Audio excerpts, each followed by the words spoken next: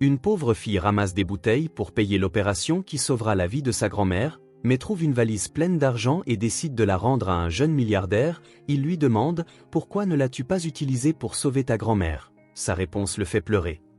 Avant de commencer l'histoire, n'oubliez pas de laisser un like et de vous abonner à la chaîne pour voir plus d'histoires comme celle-ci. Le ciel se leva gris ce matin d'hiver.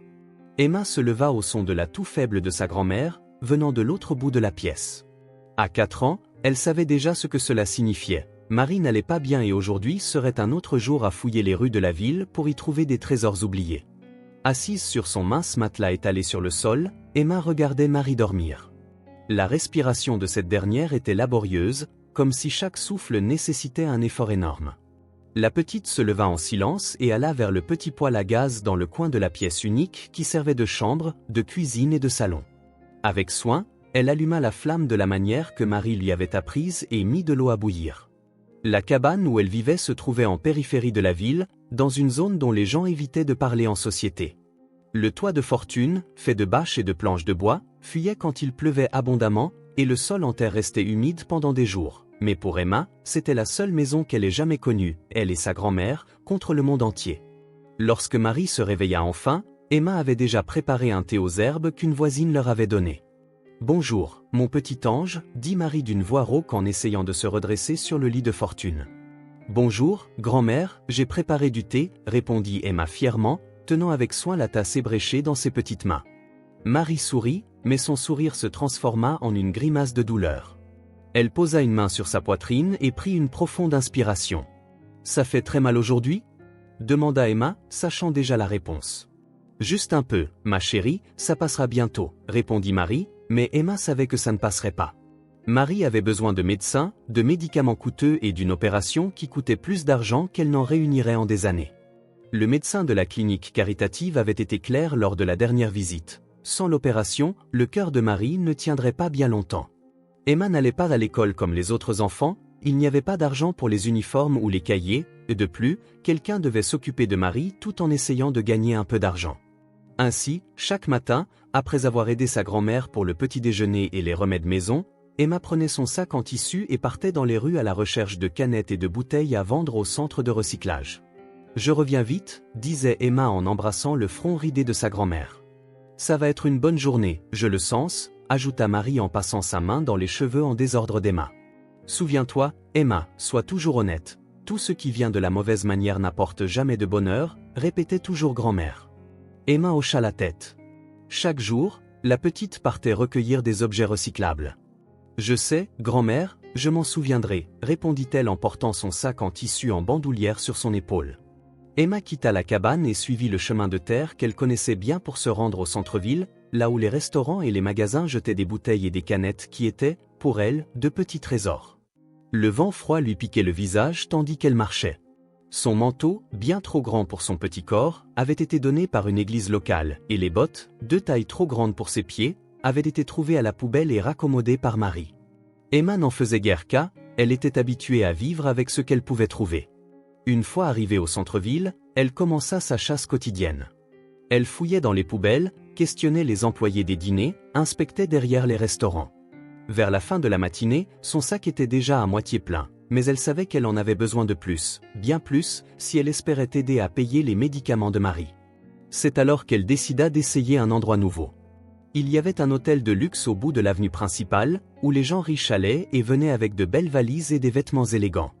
Emma n'y était jamais allée auparavant, intimidée par les agents de sécurité à l'entrée, mais aujourd'hui, quelque chose la poussa à essayer. En contournant le bâtiment, elle trouva une zone de service où se garaient des camions de livraison. Elle se cacha derrière quelques buissons et attendit une occasion de s'approcher des bennes à ordures sans se faire remarquer. Lorsqu'un employé entra avec des cartons vides, Emma se précipita vers le lieu. C'est alors qu'elle vit quelque chose d'étrange derrière l'une des grandes bennes à ordures, une valise coûteuse en cuir marron, partiellement dissimulée, comme si quelqu'un l'avait laissée là en hâte ou par erreur. Emma regarda autour d'elle. Il n'y avait personne. Avançant prudemment, elle s'approcha de la valise. Elle n'était pas verrouillée, et le loquet était légèrement entrouvert, comme pour l'inviter à explorer. Le cœur d'Emma battait à tout rompre lorsque ses petits doigts touchèrent le loquet. Un peu effrayée, sa curiosité l'emporta.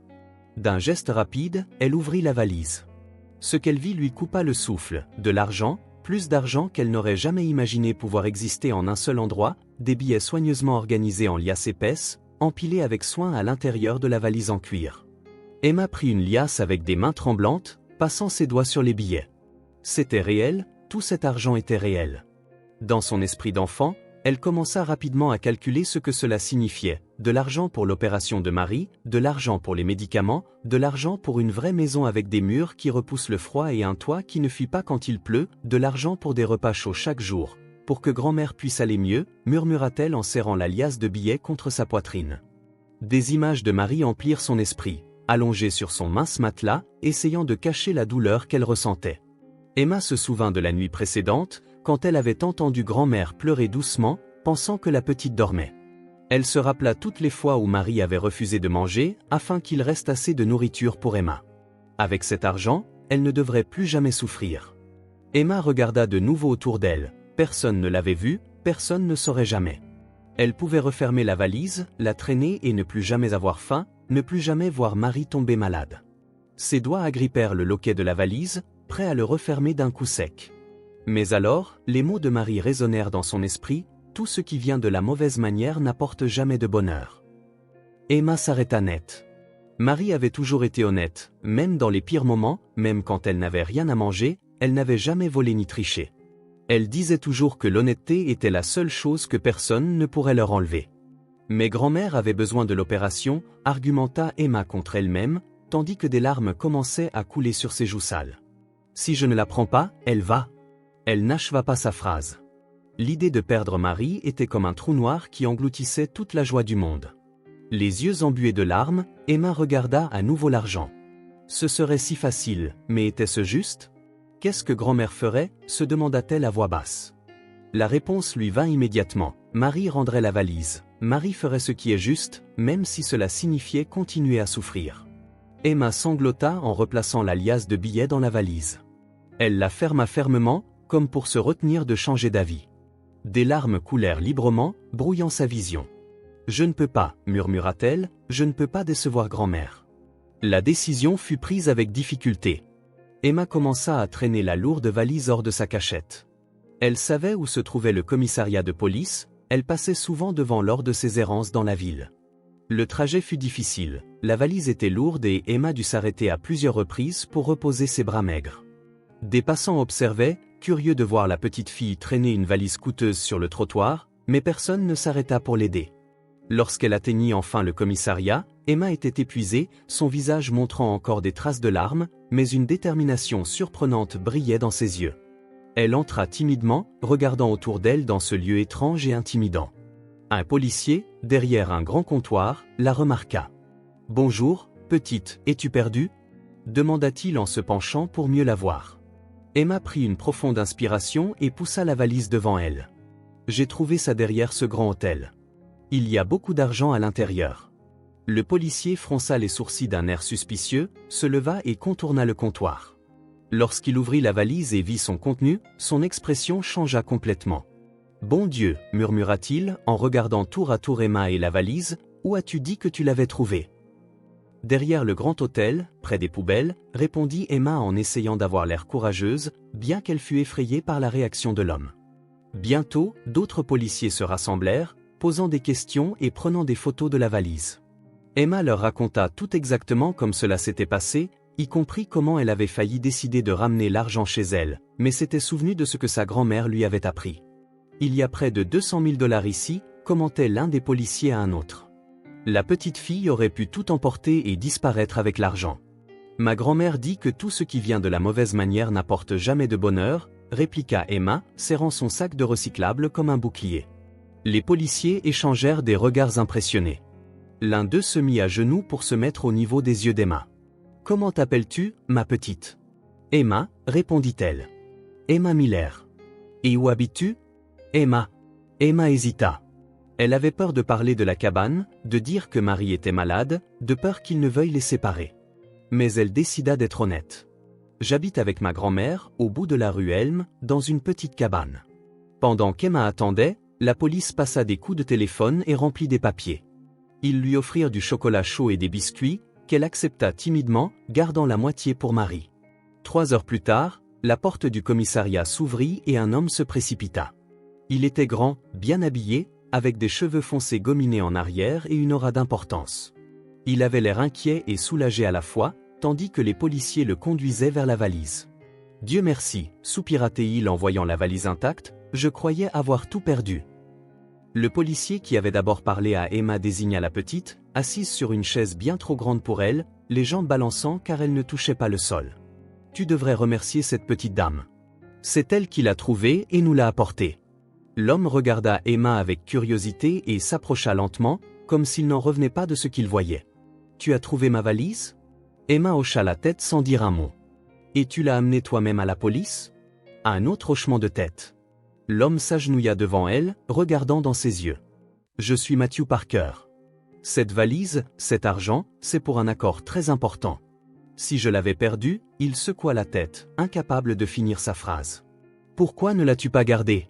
Beaucoup d'adultes l'auraient fait. » Emma baissa les yeux vers sa petite main sale. « J'y ai pensé, » avoua-t-elle d'une voix basse. « Ma grand-mère est vraiment malade et a besoin d'une opération coûteuse. » Ces paroles sincères surprirent Matthew, qui ne s'attendait pas à une telle honnêteté. « Elle a un problème cardiaque », continua Emma de sa voix enfantine, se brisant. « Le docteur a dit qu'elle avait besoin d'une opération, ou… » Emma ne put finir sa phrase. « Mais ma grand-mère… » Marie dit toujours que tout ce qui vient de la mauvaise manière n'apporte jamais de bonheur, ajouta-t-elle après un moment, et l'argent n'est pas à moi. Matthew se tut quelques instants, observant cet enfant en vêtements trop grands, aux yeux sincères, comme si elle voyait ce que beaucoup d'adultes avaient oublié. « Tu es une fille très spéciale, Emma, finit-il par dire. Vraiment spéciale. » Il se leva, parla doucement avec les policiers, puis revint vers Emma, tenant quelque chose dans sa main. « J'aimerais te donner une récompense pour ton honnêteté, dit-il en lui tendant une liasse de billets.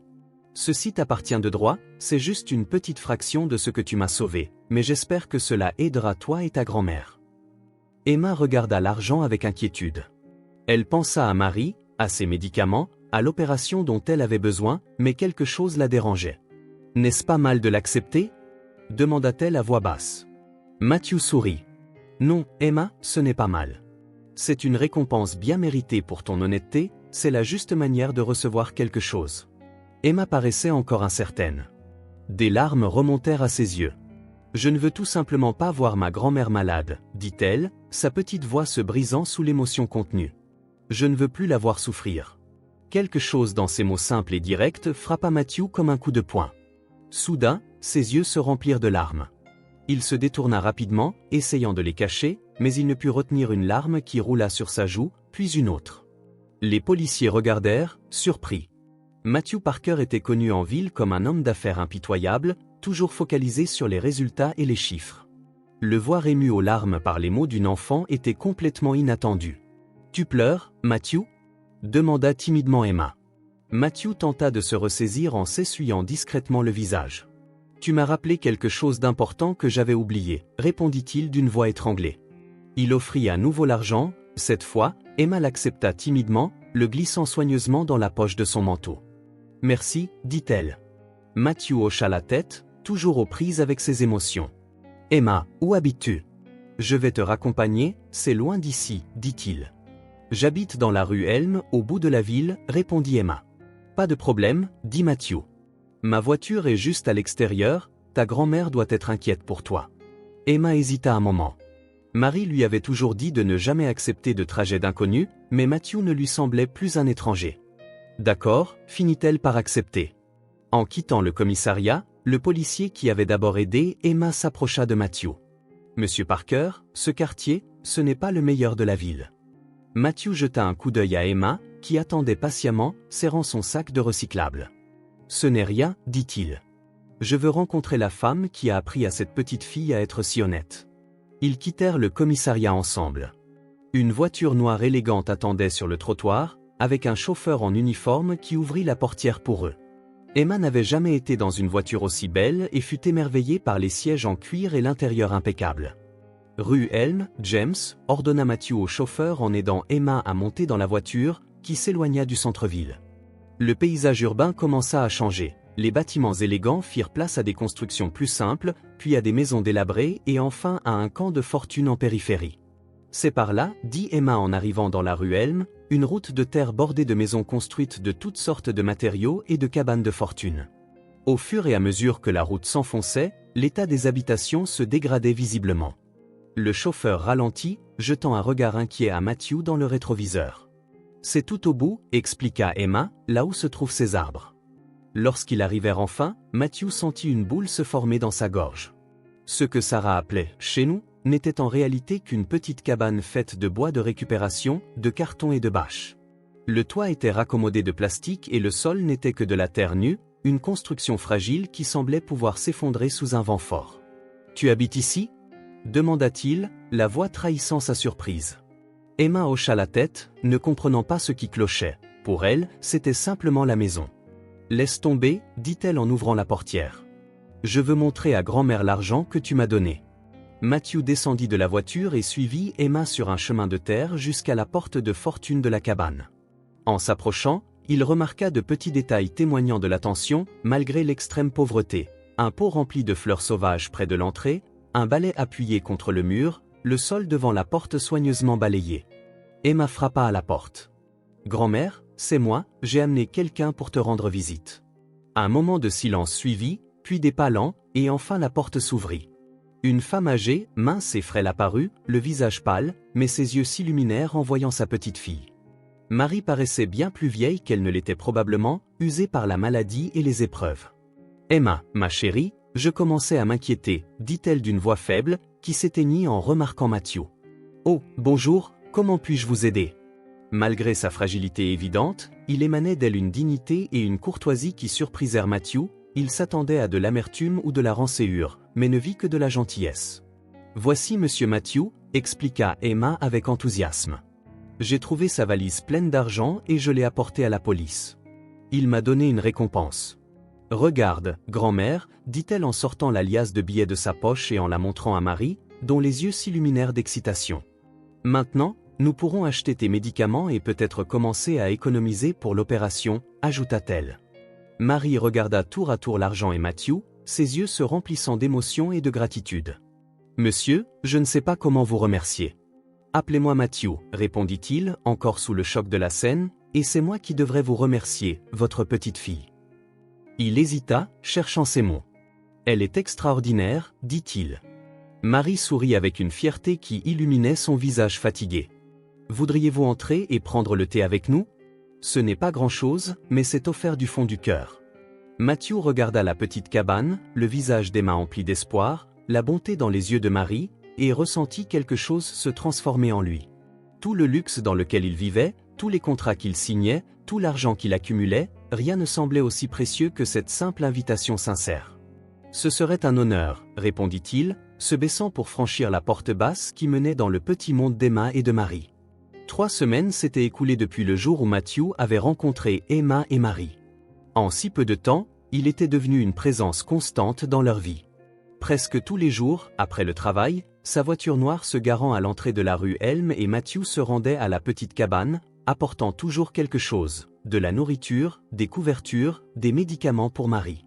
Au début, Marie tentait de refuser, « Tu as déjà fait assez pour nous », disait-elle d'une voix faible mais ferme, pourtant Matthew insistait, affirmant que ce n'était rien, qu'il appréciait leur compagnie et se sentait bien en leur présence.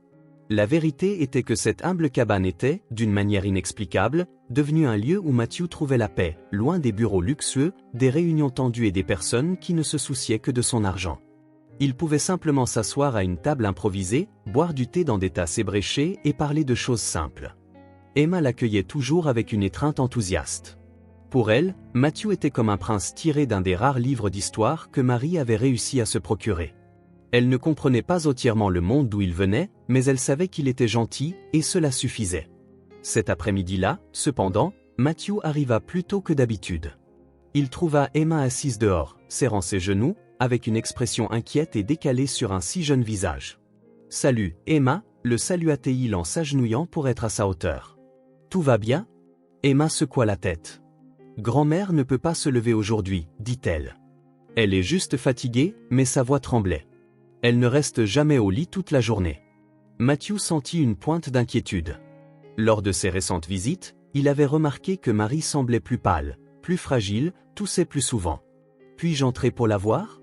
demanda-t-il. Emma hocha la tête et le conduisit à l'intérieur de la cabane. L'air y était étouffant. Marie était allongée sur son mince lit, couverte par la couverture que Matthew avait apportée la semaine précédente. Sa respiration était audible, rude et laborieuse. Marie appela doucement Matthew. Les yeux de Marie s'ouvrirent lentement et un faible sourire apparut sur ses lèvres. « Matthew, je ne m'attendais pas à te voir si tôt, murmura-t-elle. Emma m'a dit que tu ne te sentais pas bien aujourd'hui, ajouta-t-il. Marie fit un geste de la main, comme pour le chasser. J'ai juste besoin de repos. Je serai mieux demain. Matthew s'approcha et s'assit sur le bord du lit. Même avec peu de connaissances médicales, il pouvait voir que la situation n'allait pas bien. La peau de Marie avait une teinte cendrée, ses lèvres étaient légèrement bleues. Lorsqu'il posa sa main sur son front, il sentit qu'il était froid et moite. « Depuis combien de temps te sens-tu ainsi ?» demanda-t-il, essayant de garder sa voix calme. « Ça a commencé hier soir, mais j'ai déjà eu de mauvais jours auparavant. » « Ne t'inquiète pas, répondit Matthew, mais il était profondément inquiet. Il regarda Emma, qui observait sa grand-mère avec de grands yeux effrayés. « Emma, peux-tu aller chercher un verre d'eau pour grand-mère, s'il te plaît ?»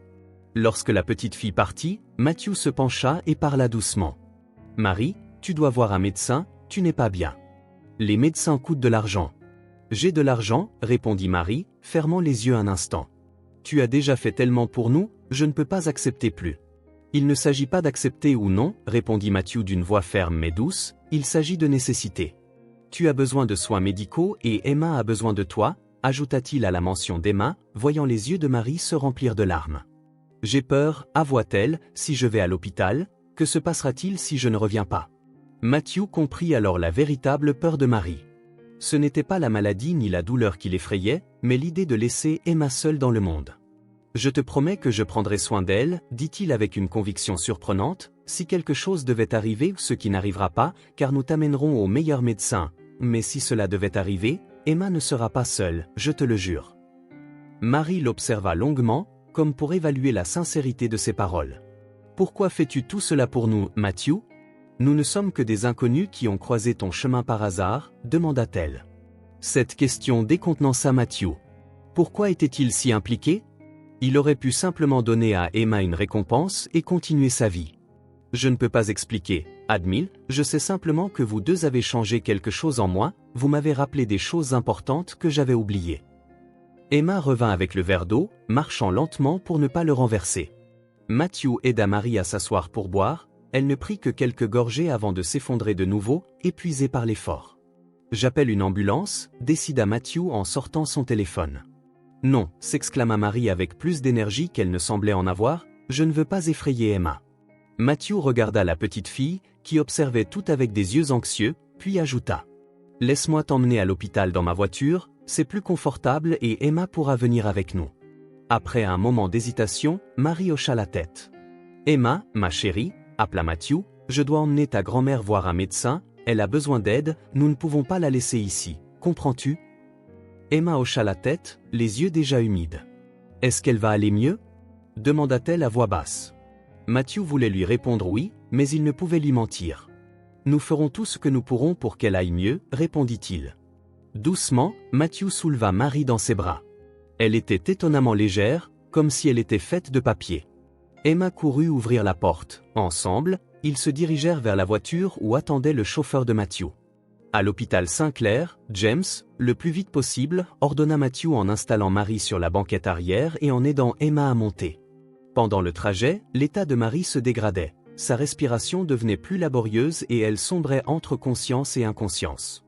Emma tenait sa main, des larmes silencieuses coulant sur son visage. « Grand-mère, s'il te plaît, guéris, chuchota-t-elle, s'il te plaît, ça va aller. » Matthew n'avait jamais ressenti une telle impuissance en regardant l'angoisse silencieuse d'Emma et la lutte de Marie pour respirer.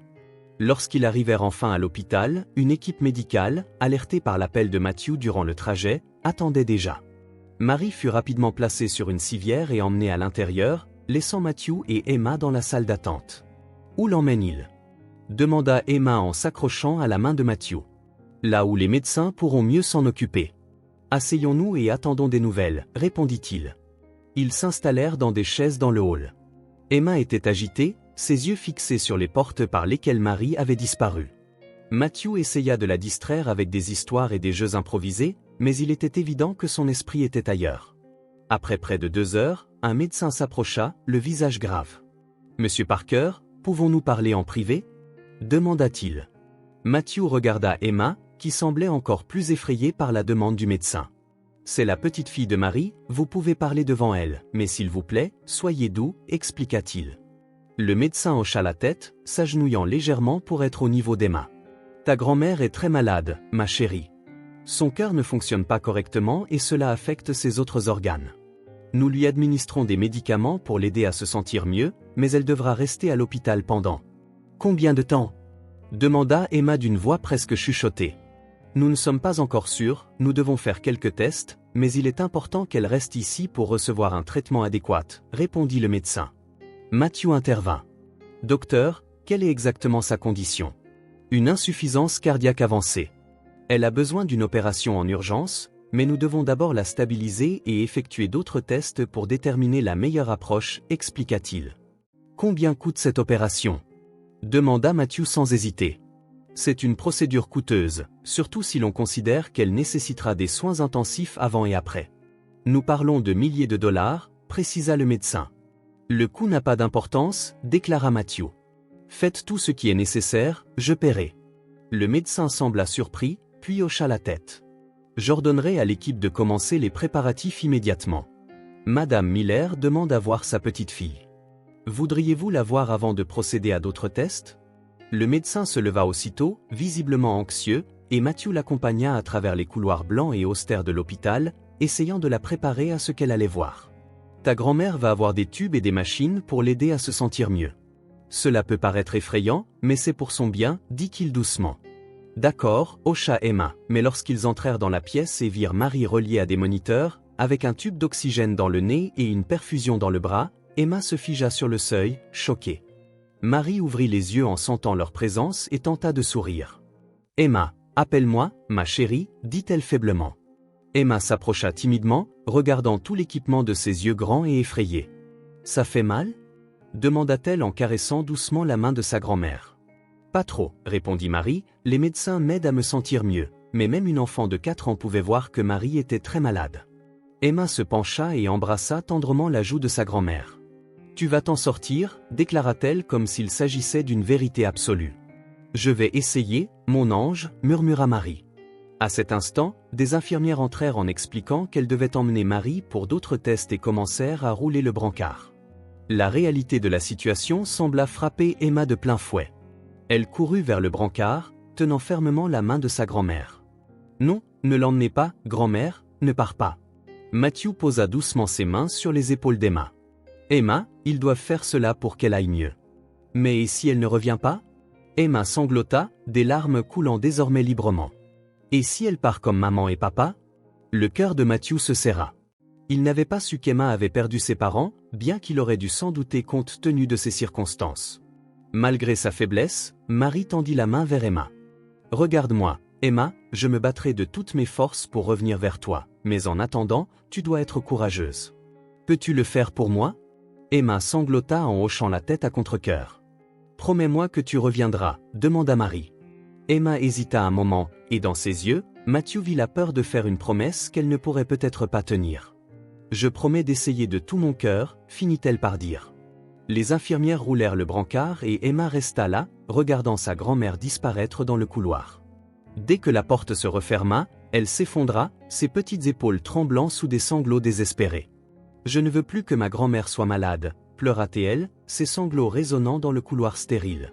Matthew s'agenouilla et la prit dans ses bras pendant qu'elle pleurait contre son épaule. Il n'y avait aucun mot pour apaiser cette douleur, alors il la serra simplement, offrant le seul réconfort qu'il pouvait apporter à cet instant. Plus tard, dans une salle d'attente privée que Matthew avait organisée, Emma était assise, recroquevillée sur une chaise trop grande pour elle, les yeux gonflés de pleurs. Une infirmière aimable lui avait apporté du jus et des sandwichs, mais Emma y toucha à peine. « Emma, dit doucement Matthew, les médecins disent que ta grand-mère doit rester à l'hôpital quelques jours, peut-être même des semaines. »« Je veux rester avec elle, » répondit immédiatement Emma. « Je sais que tu le veux, et tu pourras lui rendre visite chaque jour, mais tu ne peux pas dormir ici à l'hôpital, » ajouta Matthew, conscient qu'Emma ne pouvait rester seule dans la cabane. « Tu ne peux pas rester seule à la maison. » Je peux rester avec Madame Ramirez, suggéra Emma en évoquant une voisine qui avait déjà pris soin d'elle quand sa grand-mère était malade. Matthew secoua la tête. Emma, ta grand-mère aura besoin d'un long moment pour se rétablir complètement. Même après avoir quitté l'hôpital, elle aura besoin d'un endroit confortable et propre, avec quelqu'un pour s'occuper d'elle. Le visage d'Emma exprima d'abord la compréhension, puis le désespoir. Elle savait que la cabane n'était pas ce genre d'endroit, mais où irions-nous? Matthew prit une profonde inspiration, l'idée commençait à germer. Dans son esprit, au cours des dernières heures, cela avait tourné en boucle, et maintenant il en était certain, j'ai une grande maison avec beaucoup de pièces vides. J'aimerais t'inviter à y rester avec moi pendant que ta grand-mère est à l'hôpital, et ensuite, quand elle sortira, vous pourrez toutes les deux y rester jusqu'à ce que nous trouvions un endroit plus adapté pour vous. Emma le regarda avec scepticisme. Ta maison est-elle loin de l'hôpital? Non, seulement à 20 minutes environ. Nous pourrons aller voir ta grand-mère tous les jours, je te le promets. Et ta grand-mère pourra aussi y rester quand elle sortira de l'hôpital. Vraiment? Bien sûr. J'ai une chambre au rez-de-chaussée qui serait parfaite pour elle, et tu pourras choisir n'importe quelle autre pièce de la maison pour toi. Emma y réfléchit, son petit visage sérieux sous le poids de la décision. Je ne sais pas. Grand-mère dit toujours qu'on ne doit pas déranger les autres gens. Tu ne me dérangerais pas, Emma. En fait, Matthew hésita, surpris par la sincérité de ses prochains mots. J'adorerais avoir de la compagnie. Ma maison est trop grande pour une seule personne. À ce moment-là, le médecin entra, annonçant que Marie était stable mais qu'elle devrait rester en soins intensifs au moins 48 heures. Les premiers résultats confirmaient qu'une opération serait nécessaire et serait programmée dès qu'elle serait assez forte. Elle demande sa petite fille, ajouta le médecin. Je crois qu'elle veut lui dire au revoir avant qu'on ne la monte en soins intensifs. Emma attrapa la main de Matthew, et ensemble, ils suivirent le médecin jusqu'à la chambre où Marie attendait, désormais entourée de davantage d'appareils médicaux. Emma appela Marie en les voyant. « Viens, mon ange. » La fillette s'approcha du lit avec précaution.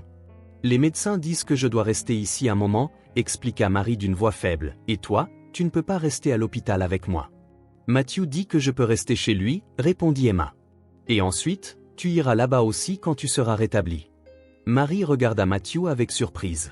« C'est vrai, confirma-t-il. J'ai amplement d'espace et ce serait un honneur de vous avoir toutes les deux. » Marie garda le silence un instant, considérant la proposition. « Matthew, c'est tellement généreux.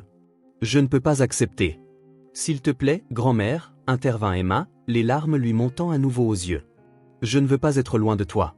Et si tu vas chez lui, je pourrai te voir tous les jours. » Le médecin entra à ce moment, annonçant qu'il devait emmener Marie en soins intensifs immédiatement. « Marie, » dit rapidement Matthew, « s'il te plaît, accepte pour Emma et pour toi aussi.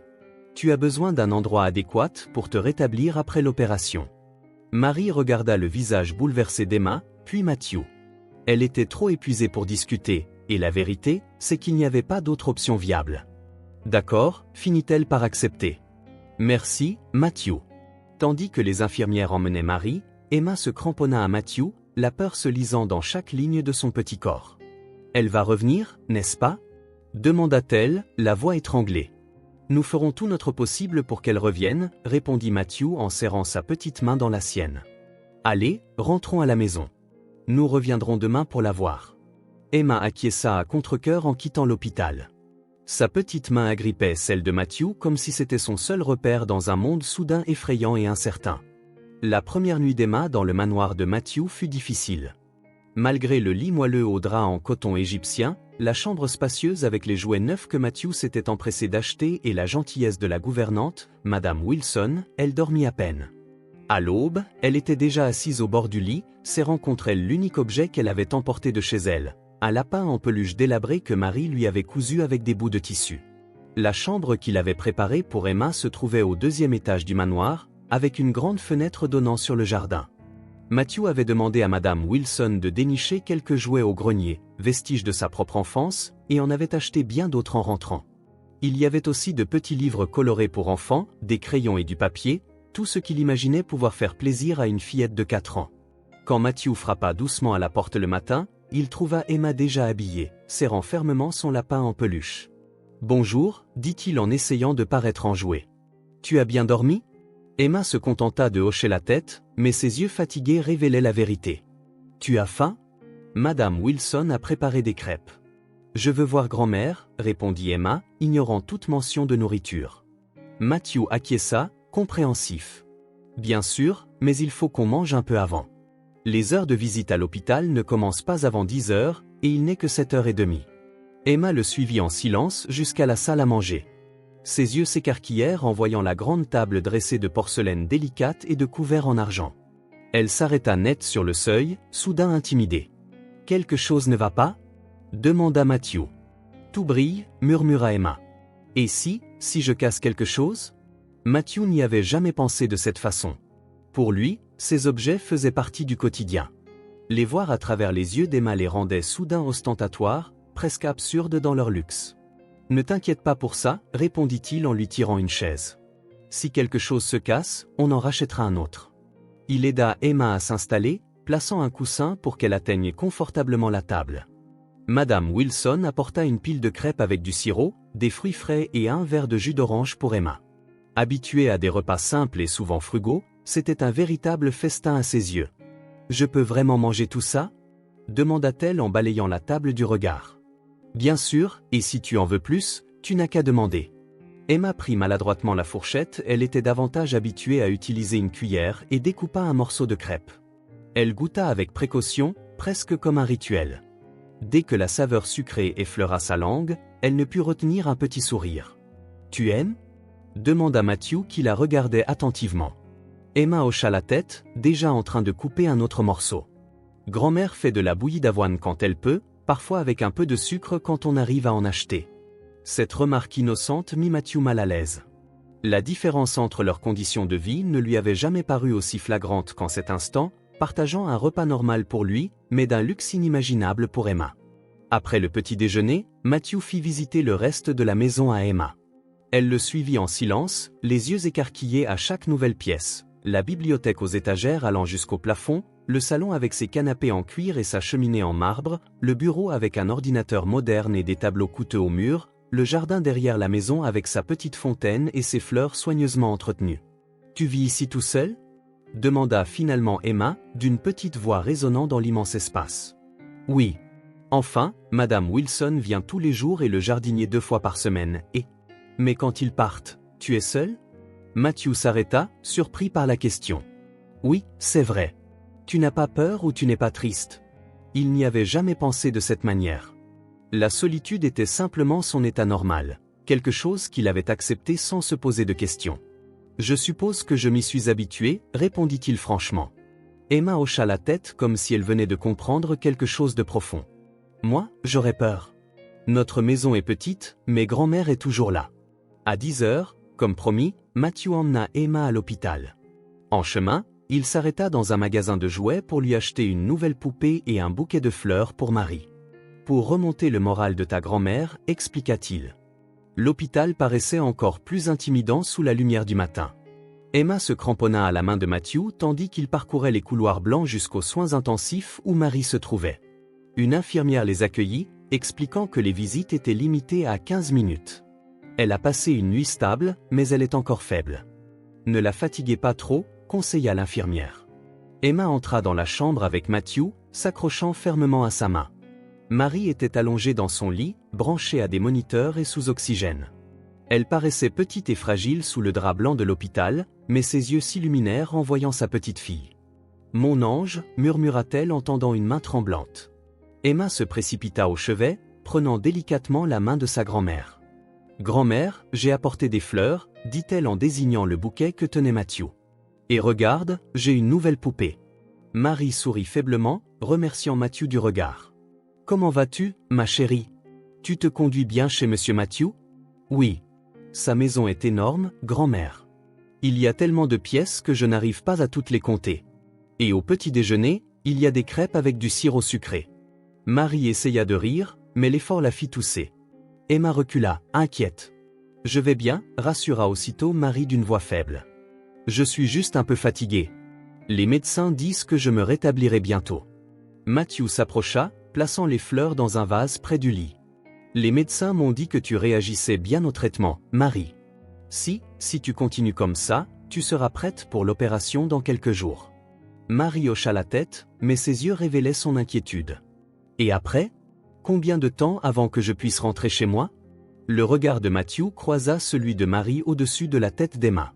Tous deux savaient que la petite cabane de la rue Elm n'était pas un endroit adapté pour qu'elle s'y rétablisse après une importante opération du cœur. On verra quand on y sera, répondit Matthew diplomatiquement. Pour l'instant, concentre-toi sur le fait de reprendre des forces. Les 15 minutes passèrent vite. Lorsque l'infirmière revint pour signaler que le temps de visite était écoulé, Emma s'accrocha à la main de sa grand-mère, réticente à la quitter. « Je reviendrai demain, grand-mère. »« C'est promis. »« Je le sais, ma chérie. »« Sois sage et fais ce que te dit monsieur Matthew, d'accord ?» Emma acquiesça, ravalant ses larmes. Matthew lui prit la main et ils quittèrent ensemble la chambre, adressant un dernier regard rassurant à Marie. Dans la voiture, Emma resta silencieuse, serrant sa nouvelle poupée comme si c'était une bouée de sauvetage. Elle avait l'air si petite, finit-elle par murmurer. Matthew n'eut pas de réponse facile. Lui aussi avait été secoué de voir Marie, d'ordinaire si digne malgré sa pauvreté, réduite à un état de grande fragilité au milieu de toute cette machinerie médicale. « Les médecins prennent bien soin d'elle », réussit-il à dire. « Elle va s'en sortir. » Les jours suivants trouvèrent leur rythme. Le matin, après le petit déjeuner, Matthew emmenait Emma voir Marie, puis il rentrait déjeuner, et l'après-midi, Matthew essayait de distraire Emma, lecture d'histoire, visionnage de vieux dessins animés, ou jeux dans le jardin pendant qu'il travaillait sur son ordinateur portable. Les nuits étaient les plus difficiles, Emma faisait souvent des cauchemars, se réveillant en pleurs et appelant sa grand-mère. Les premières fois, Matthew ne sut que faire. Il essaya d'appeler Madame Wilson, mais elle vivait trop loin pour venir au milieu de la nuit.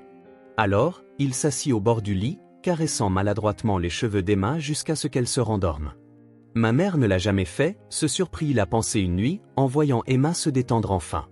Quand j'avais des cauchemars, j'étais seul dans le noir. Ce souvenir en amena d'autres, son enfance privilégiée sur le plan matériel, mais dépourvue de chaleur affective. Des parents toujours occupés par leurs propres intérêts, son père par les affaires, sa mère par ses mondanités. Les nounous et les précepteurs défilaient, certains gentils, d'autres indifférents, mais aucun n'était vraiment un repère constant. Les fêtes d'anniversaire avec des dizaines d'enfants qu'il connaissait à peine, des jouets hors de prix qui n'arrivaient pas à combler le vide laissé par des parents absents, des écoles privées qui lui apprirent à être compétitif et à gagner, mais jamais à se connecter émotionnellement avec autrui. À l'opposé, il voyait Emma et Marie, qui n'avaient rien sur le plan matériel, vivant dans une cabane à peine solide, souvent affamée, constamment au bord du désastre, mais unis par un amour si évident, si tangible qu'il leur conférait une sorte de richesse que tout son argent n'avait jamais pu acheter. Au bout de la 2e semaine, la relation entre Matthew et Emma commença à changer. La petite fille ne le regardait plus avec méfiance, et il découvrit en lui-même un sentiment de responsabilité qui allait au-delà du simple devoir de la garder pendant l'hospitalisation de Marie. Il commença à remarquer de petits détails. Comment Emma aimait qu'on lui lise des histoires avec des voix différentes pour chaque personnage, comment elle gardait toujours une partie de son dessert pour l'emmener à grand-mère demain, même s'il lui expliquait que Marie ne pouvait pas manger sucré à l'hôpital, comment elle fredonnait doucement en jouant seule, chantonnant sûrement des chansons que Marie lui avait apprises. Un après-midi, alors que Matthew travaillait dans son bureau, Emma entra en silence et s'assit par terre à côté du bureau, dessinant avec les crayons de couleur qu'il lui avait donnés. De temps en temps, elle lui montrait ses dessins, et il s'interrompait pour la féliciter. Le simple fait de partager le même espace dans un calme serein, chacun occupé à sa tâche, tout en étant conscient de la présence de l'autre, procurait à Matthew un sentiment de paix qu'il n'aurait su expliquer. « Qu'est-ce que tu fais ?» demanda Emma au bout d'un moment, curieuse devant les tableaux de chiffres sur son écran d'ordinateur. « Je travaille. Je vérifie des chiffres pour un contrat important. C'est difficile ? Un peu, mais j'ai l'habitude. Tu aimes ça ? » La question simple le déstabilisa. Aimait-il ce qu'il faisait ? Il ne s'était jamais vraiment posé la question. Il avait repris l'entreprise de son père, l'avait développée, accumulé plus de richesses qu'il ne pourrait en dépenser en plusieurs vies. Mais aimer ça ? C'est ce que je sais faire, répondit-il finalement.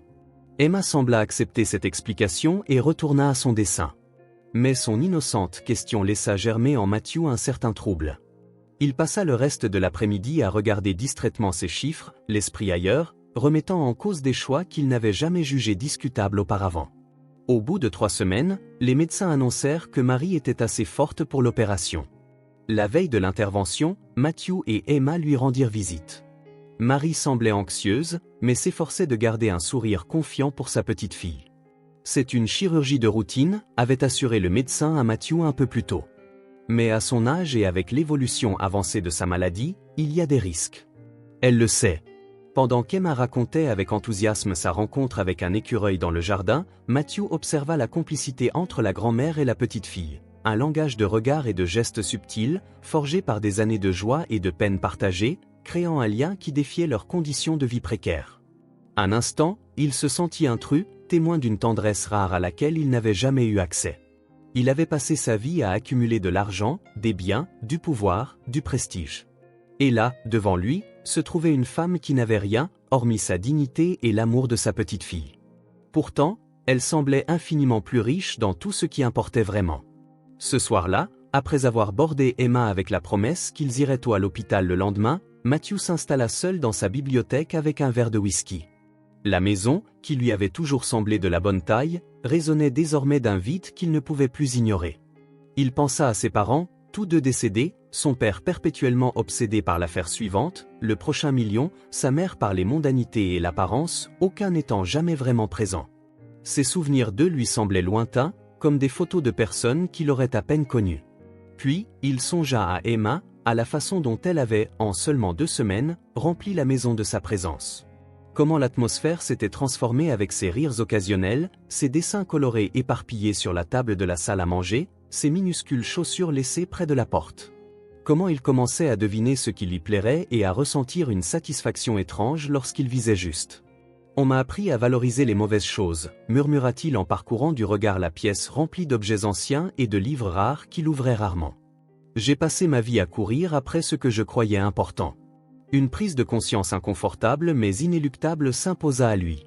Son manoir, plein d'objets de luxe, était, en bien des aspects, aussi vide que la cabane d'Emma et Marie était emplie, non pas de biens matériels, mais de quelque chose de bien plus précieux, l'affection sincère, la confiance et la volonté de se sacrifier l'un pour l'autre. Matthew contempla son whisky, un single malt de 12 ans qui coûtait plus cher que ce que Marie et Emma dépensaient en nourriture en un mois. Soudain, le goût lui parut amer. La véritable pauvreté, pensa-t-il, ce n'est pas de manquer de possession. Le poids de cette réflexion l'accompagna durant une nuit agitée. Dans la pièce voisine, Emma dormait en serrant contre elle son lapin râpé, rêvant de sa grand-mère et de jours meilleurs à venir. La salle d'attente de l'hôpital était calme ce matin-là. Matthew feuilletait machinalement un magazine pendant qu'Emma, assise à côté de lui, balançait nerveusement ses jambes. Ses petits doigts serraient le lapin usé fabriqué par Marie. « Ça va encore durer longtemps ?» demanda Emma pour la 5e fois en une demi-heure. « Je ne sais pas, répondit Matthew avec patience. Les chirurgies du cœur sont compliquées et prennent du temps. Marie était au bloc depuis 4 heures. Avant d'y entrer, elle avait serré la main d'Emma en promettant de lutter de toutes ses forces pour revenir.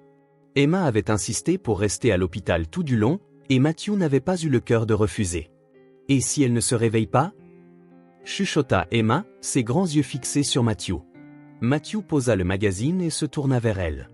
En 3 semaines, il avait appris qu'Emma valorisait par-dessus tout la franchise, sans faux semblant. « Il y a ce risque, répondit-il prudemment. Mais c'est la meilleure équipe médicale de la ville et ta grand-mère est très forte. Tu te souviens combien elle s'est améliorée ces dernières semaines ? Les médecins disent que c'est bon signe. » Emma hocha la tête, serrant plus fort son lapin. « Grand-mère est la personne la plus forte que je connaisse, déclara-t-elle avec conviction. Ils restèrent silencieux quelques minutes. Matthew observait Emma discrètement, admirant la résilience de cet enfant de 4 ans qui avait déjà connu plus d'épreuves que bien des adultes. Finalement, la porte de la salle d'attente s'ouvrit, et le docteur Roberts, le chirurgien cardiaque responsable du cas de Marie, apparut. Il avait l'air fatigué par la longue intervention, mais un léger sourire se dessinait sur ses lèvres. Matthew et Emma se levèrent en même temps. « Comment va-t-elle » demanda Matthew avant qu'Emma ne puisse parler. Le médecin s'approcha, se penchant légèrement pour être à la hauteur d'Emma. « L'opération s'est très bien passée, annonça-t-il. Nous avons pu réparer les lésions du cœur de ta grand-mère, et elle réagit déjà bien. » Emma laissa échapper un long soupir, comme si elle retenait sa respiration depuis que Marie était partie au bloc. « Elle va s'en sortir » demanda-t-elle, la voix tremblante. « Il faudra du temps, mais oui, elle devrait bien se rétablir. » Son cœur bat déjà plus fort. Des larmes silencieuses coulèrent sur les joues d'Emma. Sans réfléchir, Matthew s'agenouilla et la serra dans ses bras.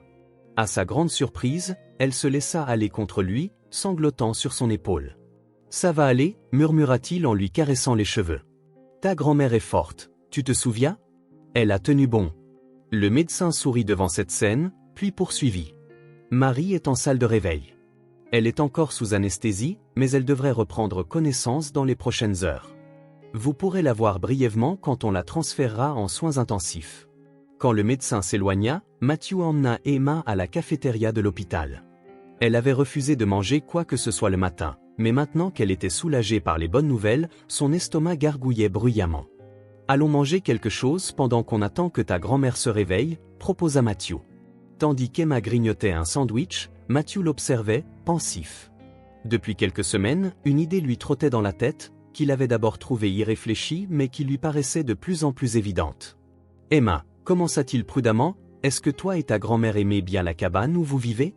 Emma le regarda, surprise par la question. « C'est chez nous » répondit-elle simplement. Puis, après réflexion, « mais le toit fuit quand il pleut fort et il fait très froid en hiver. Tu sais que quand ta grand-mère sortira de l'hôpital, elle aura besoin d'un endroit plus adapté pour se rétablir, non ?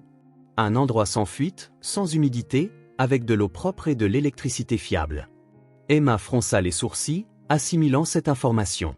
« Mais on n'a nulle part où aller. » Matthew inspira profondément. « Et si je vous aidais à trouver un endroit mieux ?» Avant qu'Emma puisse répondre, une infirmière s'approcha de leur table. « Monsieur Parker ? Mademoiselle Miller se réveille.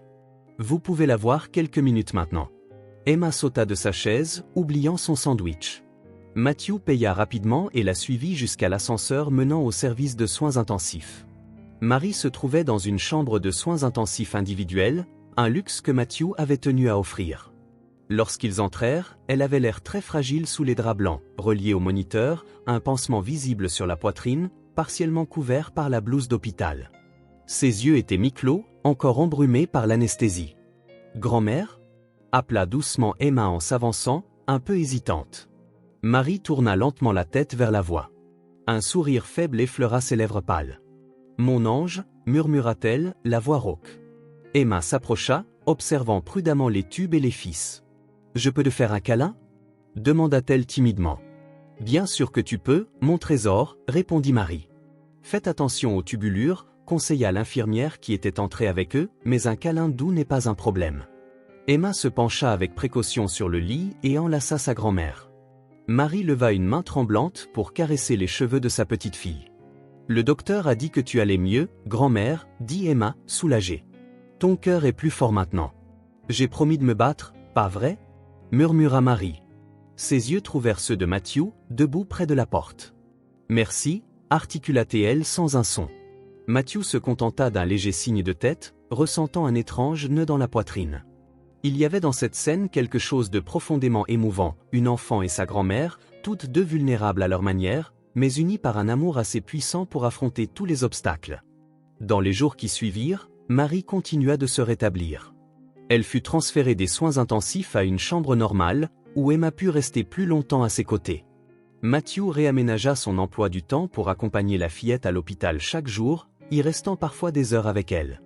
Une semaine après l'opération, tandis qu'Emma apprenait avec une infirmière à faire des origamis dans un coin de la chambre, Matthew profita de l'occasion pour parler à Marie. « Les médecins disent que tu récupères très bien, entama-t-il. Mieux que prévu, même. J'ai une bonne raison de redevenir forte, répondit Marie en regardant Emma. Marie, poursuivit Matthew, baissant la voix, nous devons discuter de ce qui se passera après ta sortie. Le sourire de Marie s'évanouit, remplacé par une expression inquiète. Je sais. Notre cabane n'est pas un lieu pour me rétablir correctement, dit-elle. Je comptais demander à l'église du quartier s'ils avaient un abri temporaire. Ce ne sera pas nécessaire, l'interrompit doucement Matthew. En fait, j'ai acheté une maison pour vous. Marie le fixa, stupéfaite. Tu as fait quoi? Ce n'est pas une grande demeure, mais elle est confortable. Elle se trouve dans un quartier appelé Cedar Heights. Il y a 2 chambres, un séjour, une cuisine et une vraie salle de bain. Il y a un petit jardin, assez pour qu'Emma puisse jouer, et c'est à 10 minutes de l'hôpital, au cas où tu aurais des contrôles à faire. Marie cligna plusieurs fois des yeux, comme si elle essayait d'assimiler la nouvelle. Matthew, je ne peux pas accepter quelque chose d'aussi énorme. C'est trop. S'il te plaît, ne le vois pas comme de la charité, dit-il rapidement. Considère ça comme un investissement pour Emma, pour son futur. Et honnêtement, pour ma propre tranquillité d'esprit. Je ne pourrais pas dormir en sachant que vous retournez dans cette cabane après tout ça. » Marie resta silencieuse un long moment, regardant Emma de l'autre côté de la pièce. « Tu lui en as déjà parlé ? » ?»« Non, » répondit Matthew. « Je voulais t'en parler d'abord. » Marie poussa un long soupir. « Pourquoi fais-tu tout ça pour nous ? » demanda-t-elle. « Nous ne sommes que des inconnus qui sommes entrés dans ta vie par hasard. » Matthew prit un instant pour réfléchir avant de répondre. Peut-être qu'au début, c'était juste de la gratitude envers Emma pour son honnêteté, ou de la culpabilité parce que j'ai tout alors que vous n'aviez rien. Mais maintenant, il s'interrompit, cherchant les mots justes. Maintenant, vous m'avez montré quelque chose que je n'avais jamais vraiment eu ou compris, un vrai lien, un sentiment de famille, même si nous ne sommes pas de la même famille biologiquement. Marie le considéra longuement, ses yeux fatigués mais perçants. Tu es un homme bon, Matthew Parker, déclara-t-elle finalement. Meilleur que tu ne le crois peut-être. 6 jours plus tard, les médecins estimèrent que Marie pouvait enfin sortir. Sa convalescence serait encore longue, plusieurs mois de médicaments, d'exercices surveillés et de visites régulières chez le cardiologue. Mais elle était assez rétablie pour continuer à la maison. Le matin de sa sortie, Emma était si excitée qu'elle n'arrivait presque pas à avaler son petit déjeuner. Depuis que Matthew lui avait parlé de la nouvelle maison 3 jours plus tôt, elle ne cessait d'en parler. Sa propre chambre, une vraie douche, un réfrigérateur qui fonctionne. « On peut aller chercher grand-mère maintenant ?» demanda-t-elle pour la 10e fois, alors que Matthew essayait de la convaincre de finir ses céréales. « Dès que tu as fini de manger, répondit-il patiemment. Et rappelle-toi, ta grand-mère est encore faible. Elle aura besoin de beaucoup de repos et de calme. » Emma hocha la tête avec gravité. « Je prendrai soin d'elle, déclara-t-elle. Je l'ai toujours fait. » Matthew sentit un pincement au cœur à ces mots. C'était facile d'oublier qu'Emma, malgré ses 4 ans, portait déjà sur ses épaules des responsabilités qu'un enfant ne devrait pas avoir. Il espérait désormais alléger ce fardeau. « Maintenant, c'est à elle de se reposer, et à toi de redevenir une enfant, » répondit-il doucement. « Vous le méritez toutes les deux. » Lorsqu'ils arrivèrent enfin à l'hôpital, Marie était déjà habillée et assise sur une chaise à côté du lit, son petit sac contenant ses rares affaires sur les genoux. Elle portait des vêtements neufs, offerts par Matthew, car elle n'avait rien de chaud à part son vieux manteau usé. Quand Emma entra dans la chambre, le visage de Marie s'éclaira. La fillette courut vers elle, puis s'arrêta brutalement à quelques pas, se souvenant qu'elle devait être délicate. « Je peux te faire un câlin, grand-mère » demanda-t-elle doucement. « Bien sûr, mon ange » répondit Marie en ouvrant les bras. Emma l'enlaça précautionneusement, comme si sa grand-mère était en porcelaine. « Tu rentres à la maison maintenant » dit-elle d'une voix étouffée contre l'épaule de Marie. « Notre nouvelle maison. » Marie leva les yeux vers Matthew, qui observait la scène, un sourire tranquille aux lèvres. Quelque chose avait changé chez lui depuis qu'il avait rencontré Emma, une douceur s'était installée à la place de la réserve habituelle de l'homme d'affaires. Une infirmière arriva avec un fauteuil roulant, protocole standard pour la sortie des patients. « Prête pour la grande aventure » plaisanta-t-elle. Marie se laissa conduire en fauteuil, Emma marchant à ses côtés en lui tenant la main, comme si elle craignait que sa grand-mère ne disparaisse si elle la lâchait. Le trajet jusqu'à la voiture fut lent. Marie se fatiguait vite et devait s'arrêter souvent pour reprendre son souffle. Matthew avait amené la voiture la plus confortable, une berline spacieuse, plutôt que le cabriolet sportif qu'il utilisait d'ordinaire. « On va directement à la nouvelle maison, hein » demanda Emma, déjà installée à l'arrière à côté de sa grand-mère. « Oui » répondit Matthew. « Tout est prêt pour vous. » Le trajet jusqu'à Cedar Heights dura une vingtaine de minutes. C'était un quartier de classe moyenne, avec des maisons bien entretenues et de petits jardins agréables, loin du luxe ostentatoire, mais tellement meilleur que la rue Elm. Matthew se gara devant une maison en briques, dotée d'un petit porche et de jardinières fleuries sous les fenêtres. La porte et les volets semblaient fraîchement repeints. « C'est ici » annonça-t-il en sortant pour aider Marie. Emma fut la première à descendre, observant la maison avec de grands yeux. « C'est vraiment à nous » demanda-t-elle, incrédule. « Oui, vraiment à vous » confirma Matthew, aidant Marie à se lever. Marie resta un instant sur le trottoir, regardant la maison avec un mélange de reconnaissance et d'incrédulité. « Matthew, c'est » commença-t-elle, mais elle ne trouva pas la suite de ses mots. « Entrons » proposa-t-il avec douceur, lui offrant son bras pour la soutenir. L'intérieur de la maison était simple mais chaleureux. Il y avait des meubles neufs, sans extravagance, un petit canapé dans le salon, un fauteuil inclinable faisant face à une télévision modeste, une cuisine compacte avec l'équipement de base et une table ronde près d'une fenêtre donnant sur le jardin. « Je veux te montrer ta chambre, grand-mère » s'exclama Emma en tirant doucement la main de Marie. La chambre principale se trouvait au rez-de-chaussée, Matthew l'avait voulu ainsi pour éviter à Marie de monter des marches pendant sa convalescence. C'était une pièce lumineuse, avec un lit double, une petite armoire et une commode, et une large fenêtre laissant entrer beaucoup de lumière. « Regarde, il y a une salle de bain juste pour toi » s'exclama Emma en désignant une porte adjacente, menant à une salle de bain entièrement équipée, avec barre de sécurité et siège de toilette surélevé, tous ces détails que Matthew avait découverts indispensables pour la rééducation d'une patiente cardiaque. Marie s'assit sur le bord du lit, visiblement émue. « Tu as pensé à tout » dit-elle en regardant Matthew, qui se tenait sur le pas de la porte. « J'ai eu de l'aide, Admile. J'ai parlé à une infirmière spécialisée dans la réadaptation cardiaque. Elle m'a donné plein de suggestions pour rendre la maison mieux adaptée à vos besoins actuels. » Emma était déjà sortie en trombe, impatiente d'explorer le reste de la maison. On pouvait entendre ses pas excités monter à l'étage, accompagnés de petits gazouillis de joie. « Je ne pourrai jamais te rembourser ça » dit Marie en regardant autour de la pièce confortable. « Ce n'est pas censé être remboursé » répondit simplement Matthew, « c'est un cadeau. » Avant que Marie ne puisse répondre, Emma revint en courant, essoufflée d'excitation. « Mamie, ma chambre a une étagère remplie de livres, un lit avec une couverture violette et il y a un bureau pour quand je commencerai l'école. » « L'école » Le mot resta suspendu dans l'air un instant. Marie regarda Matthew d'un air interrogatif. « Je l'ai déjà inscrite à l'école élémentaire locale, Admile. Ils ont un programme pour les enfants de 4 ans, une sorte de prématernelle, si cela te va. » « Bien sûr, » dit-elle. « Je pensais que ce serait bien pour elle de rencontrer d'autres enfants et d'apprendre de nouvelles choses. »« Est-ce que je peux vraiment aller à l'école » demanda Emma, les yeux brillants d'excitation. Marie sourit, des larmes scintillant dans ses yeux. « Bien sûr que tu peux, mon ange. C'est tout ce que j'ai toujours voulu pour toi. » Au cours des jours suivants, une routine commença à s'installer. Matthew engagea une infirmière pour rendre visite à Marie tous les jours, prendre ses constantes et l'aider avec les exercices de rééducation prescrits. Avec soin, il avait choisi une infirmière plus âgée, dotée d'une personnalité chaleureuse, qui gagna rapidement la confiance de Marie. Il organisa également la venue régulière d'un médecin privé, évitant ainsi à Marie de devoir faire de fréquents allers-retours à l'hôpital. Tous ces médicaments étaient livrés à la maison selon le planning, et un compte mensuel fut ouvert dans l'épicerie locale pour que Marie et Emma puissent se procurer des aliments frais sans se soucier des coûts. Emma commença à fréquenter l'école dès la 2e semaine après le déménagement. D'abord anxieuse, n'ayant jamais été dans un environnement scolaire, elle s'adapta rapidement, rentrant chaque jour avec de joyeuses histoires de nouveaux amis et d'activités en classe.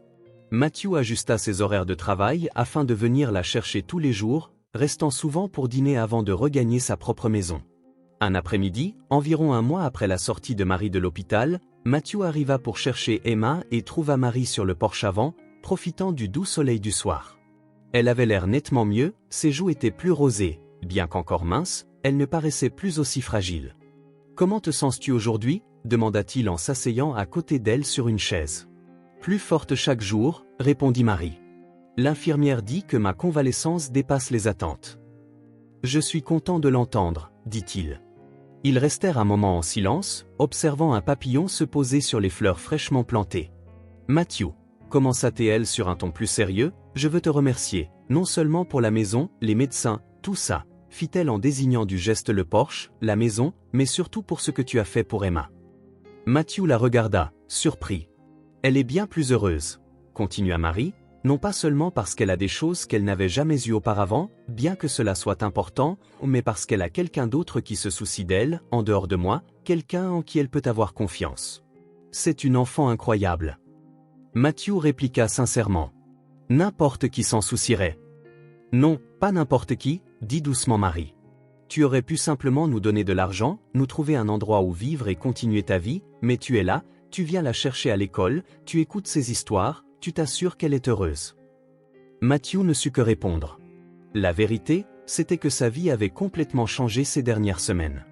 Le business, qui auparavant occupait chacune de ses minutes éveillées, paraissait désormais secondaire. Il avait délégué davantage de tâches, réorganisé ses priorités, tout cela pour pouvoir être présent dans la vie d'Emma, par extension, de Marie. Elle m'a beaucoup appris, admit l'enfant. Elle a cet effet sur les gens, répondit Marie en souriant. Depuis qu'elle est bébé, Emma a toujours eu cette lumière spéciale, même dans les pires situations.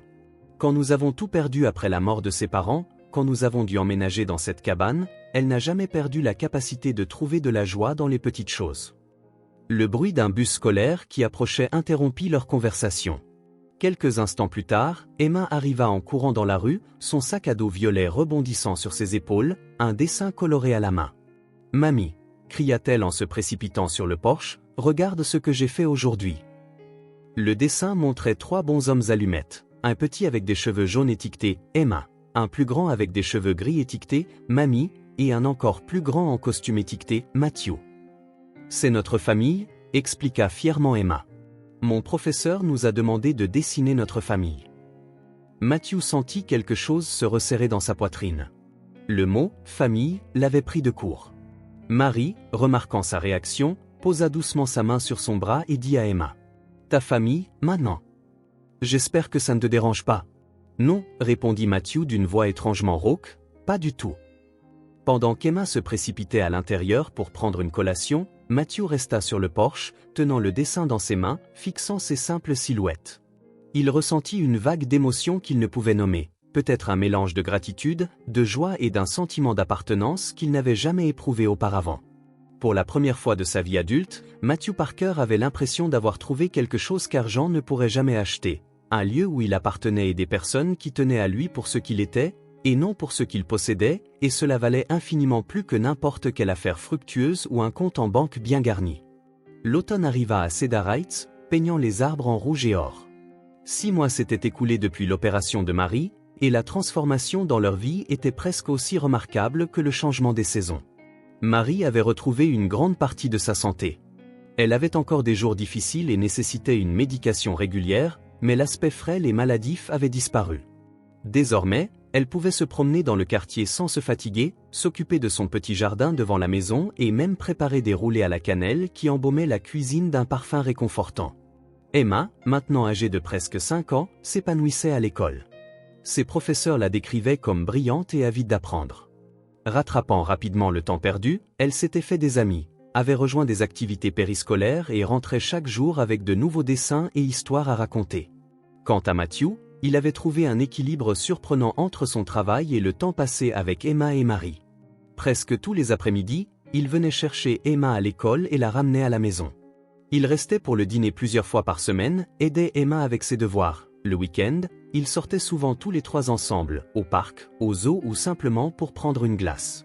Un jeudi matin, alors que Matthew examinait des rapports dans son bureau, sa secrétaire Diane frappa à la porte. « Monsieur Parker, Monsieur Takahashi et son équipe viennent d'arriver pour la réunion de 10 heures. » Matthew jeta un coup d'œil à l'horloge, surpris de s'être tellement absorbé qu'il n'avait pas remarqué l'heure. « Merci, Diane. S'il te plaît, accompagne-les dans la salle de conférence. J'arrive dans 1 minute. » Pendant qu'il redressait sa cravate et rassemblait les documents nécessaires, Matthew sourit en regardant la photo sur son bureau, une photo de lui avec Emma et Marie, prise au zoo de la ville le mois précédent. C'était la première fois qu'il exposait des photos personnelles dans son bureau. La réunion avec Monsieur Takahashi, PDG de l'un des plus grands conglomérats technologiques du Japon, était cruciale. Parker Enterprises avait développé un logiciel innovant de gestion de la chaîne logistique, et le conglomérat japonais était intéressé non seulement par son acquisition, mais aussi par l'établissement d'un partenariat à long terme. Monsieur Takahashi l'accueillit d'une révérence formelle. « C'est un plaisir de vous rencontrer enfin en personne. » Les 2 heures suivantes furent consacrées à des présentations techniques, à des discussions sur l'intégration des systèmes et aux projections financières. L'équipe de Matthew était bien préparée et les cadres japonais semblaient visiblement impressionnés. Lorsque la partie formelle de la réunion prit fin et que les cadres plus jeunes partirent déjeuner, Takahashi demanda à Matthew de le suivre pour une conversation privée. « Monsieur Parker, » dit l'homme japonais en marchant vers le bureau de Matthew, « vous avez développé quelque chose de vraiment remarquable. Je crois que nous pouvons faire bien plus que simplement concéder une licence pour votre logiciel. » Matthew fit signe à Takahashi de s'asseoir. « Qu'avez-vous en tête, monsieur Takahashi ?» Le cadre japonais esquissa un léger sourire avant de poursuivre. « Nous étendons nos opérations dans toute l'Asie, Singapour, Taïwan, Corée du Sud. nous avons besoin non seulement de votre logiciel, mais aussi de votre vision. J'aimerais vous proposer une co-entreprise, une nouvelle société dont le siège serait à Tokyo, qui combinerait notre portée sur le marché avec votre technologie. Matthew haussa les sourcils, sincèrement surpris. C'est une proposition intéressante. Cela représenterait une opération considérable. Takahashi poursuivit. Nous sommes prêts à investir 200 millions de dollars rien que pour la phase initiale, et nous souhaiterions que vous dirigiez personnellement le projet. Moi? Oui, votre réputation vous précède, Monsieur Parker. Votre capacité à identifier les tendances du marché et à développer des solutions innovantes est précisément ce dont nous avons besoin. Naturellement, cela impliquerait votre présence à Tokyo pendant une période significative, au moins 2 ans, je dirais. Matthew garda un visage neutre. Des années de négociations lui avaient appris à ne pas laisser transparaître surprise ou hésitation, mais au fond, il sentait un œuf se former dans son estomac. 2 ans au minimum au Japon, confirma Takahashi. Les 6 premiers mois seraient cruciaux, nécessitant votre présence à plein temps. Par la suite, vous pourriez alterner entre Tokyo et ici, de temps en temps, mais ce serait en essence un changement majeur dans votre vie. Matthew acquiesça lentement, absorbant tout cela. C'est une proposition ambitieuse, Monsieur Takahashi. Il me faudra un peu de temps pour y réfléchir correctement. Bien sûr, répondit l'homme japonais, mais nous aimerions une réponse d'ici 2 semaines. Si possible, notre conseil se réunit à la fin du mois. Après le départ de Takahashi et de son équipe, Matthew resta assis dans son bureau, regardant la ville en contrebas par la fenêtre. La proposition était extraordinaire, le genre d'opportunité qu'il aurait accepté sans hésiter il y a 1 an. C'était l'étape logique pour étendre son entreprise, multiplier sa fortune déjà considérable, mais tout était différent désormais. Plus tard dans la journée, Matthew se rendit à l'école d'Emma comme à son habitude. Lorsqu'il la vit courir vers lui, le sourire radieux, il ressentit une vague d'affection qui s'était installée au fil des mois. « Matthew !» s'exclama-t-elle en sautant dans ses bras dès qu'il sortit de la voiture. « Devine ce qui s'est passé aujourd'hui ?» demanda-t-il en souriant tout en l'aidant à monter dans le véhicule. « Ma prof a choisi mon dessin pour la fresque de l'école et la semaine prochaine, nous allons faire une présentation sur les planètes, et je serai Saturne. Parce qu'elle a des anneaux et c'est la plus jolie. » Pendant qu'Emma racontait avec excitation sa journée, Matthew l'observait du coin de l'œil, son enthousiasme contagieux. Il pensa à ce que cela signifierait de perdre tout cela ou les histoires quotidiennes, les petits triomphes, le privilège de voir cet enfant grandir et se développer jour après jour. En arrivant chez Marie et Emma, ils trouvèrent Marie dans le petit jardin avant, en train de tailler des rosiers fraîchement plantés. Elle fit signe de la main à leur arrivée. « Comment s'est passée ta réunion avec les cadres japonais ?» demanda Marie, une fois qu'Emma fut précipitamment rentrée pour lui montrer ses derniers travaux scolaires. Matthew sourit. Il était devenu habituel de partager sa journée avec Marie, ce qu'il n'avait jamais fait avec personne d'autre auparavant. Elle avait une perspective sensée qui l'aidait souvent à voir les choses sous un autre angle. « C'était intéressant », répondit-il en l'aidant à ramasser ses outils de jardinage. « Ils veulent un partenariat plus large, une co-entreprise. » Ça semble bien, commenta Marie. Oui, sauf qu'ils veulent que je déménage à Tokyo pendant au moins 2 ans. Marie le regarda directement. 2 ans au Japon, au moins? Répéta Matthew, reprenant les mots de Takahashi, les 6 premiers mois à plein temps, puis peut-être un aller-retour de temps en temps. Un silence s'installa entre eux lorsqu'ils entrèrent par la porte de la cuisine. Ils aperçurent Emma à la table, en train de colorier un dessin qui ressemblait à Saturne. C'est une super opportunité, dit finalement Marie d'une voix neutre. Financièrement, j'imagine, oui, très importante. Alors, qu'est-ce que tu comptes faire ? Demanda-t-il, passant une main dans ses cheveux. Honnêtement, je ne sais pas. Avant, ça aurait été une décision facile, mais maintenant. Marie posa doucement sa main sur son bras. Emma te manquera terriblement, et moi aussi, nous te manquerions tous les deux. Il répondit d'une voix plus rauque qu'il ne l'aurait voulu. Vous me manquerez tellement. Dans les jours qui suivirent, Matthew se sentit déchiré comme jamais auparavant. Le jour, il travaillait avec son équipe sur des projections financières et des plans de mise en œuvre pour la co-entreprise potentielle. Les chiffres étaient stupéfiants où le partenariat pouvait facilement doubler la valeur de son entreprise en moins de 5 ans. C'était le genre d'accord qui faisait la une des journaux, cimentant sa réputation dans le monde des affaires. Mais le soir, en aidant Emma avec ses devoirs ou en écoutant Marie raconter des anecdotes de son temps comme enseignante, avant d'arrêter d'enseigner pour élever Emma, il se demandait si aucune somme d'argent ne pourrait compenser ce qu'il perdrait.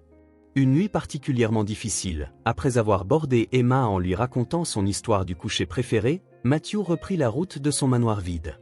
Il s'assit dans le salon sombre, un verre de whisky intact posé devant lui, repensant à sa vie d'avant qu'Emma n'entre dans son existence, de longues heures au bureau, des voyages constants, des repas solitaires. À l'époque, il pensait que c'était normal, le prix nécessaire du succès. Mais maintenant, rien que l'idée de retourner, même temporairement, à cette existence le remplissait d'un vide qu'aucune promesse de gain financier ne pourrait combler. Le lendemain matin, pendant le petit déjeuner, Emma lui lança une question directe. « Tu vas partir ?» Matthew faillit s'étouffer avec son café. « Ce que j'ai entendu, c'est que toi et mamie parliez de partir très loin, au Japon ?» Les yeux d'Emma, sérieux, presque adulte dans son petit visage, fixaient son regard. Matthew comprit qu'il lui devait une honnêteté totale. « J'y pense, » répondit-il. « C'est pour un travail important. »« Combien de temps vas-tu partir ?» demanda Emma. « Longtemps, au moins 2 ans. » Emma resta silencieuse, remuant sa cuillère dans son bol de céréales. « Tu nous rendrais visite ?» J'essaierai, mais c'est très loin. Je ne pourrai pas venir tous les jours comme maintenant. Alors, qui viendra te chercher à l'école? Qui m'aidera avec mes dessins de planètes? Qui regardera mon rôle de Saturne pendant la présentation? Chaque question pesait comme une petite pierre ajoutée à un fardeau grandissant dans sa poitrine. Matthew n'avait aucune réponse pour apaiser la peine qu'elle ressentait déjà.